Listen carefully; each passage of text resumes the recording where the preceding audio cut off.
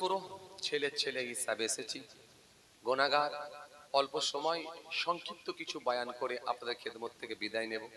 সবাই চলে আসেন, অনেক কষ্ট করে আপনাদের খেদমতে এসেছি, বহু দূর থেকে এসেছি, কথা বুঝতে পারছেন।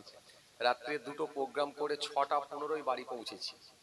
6:15 বাড়ি পৌঁছেছি, 9:35 বাড়ি থেকে বেরিয়েছি।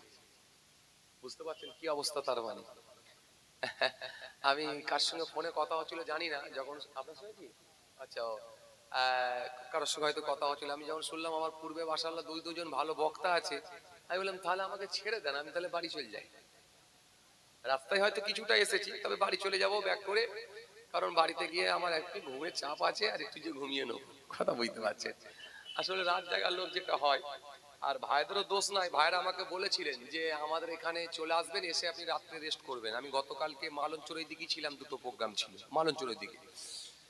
তো এখন বিষয় হয়ে গেছে কি, যে গতকালকে আর সন্ধেবেলা যোগাযোগ হয় না, মানে আমিও বেখিয়াল হয়ে গেছি। আমি একবার যদি ফোন করে নিতাম তাহলে মিটে যেত।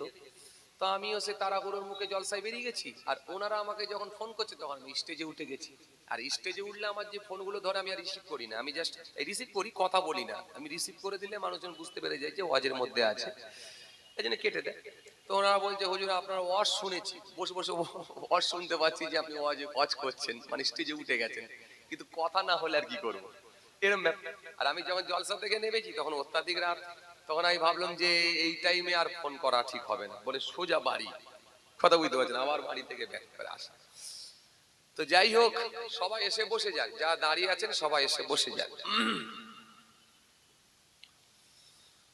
أعوذ بالله من الشيطان الرجيم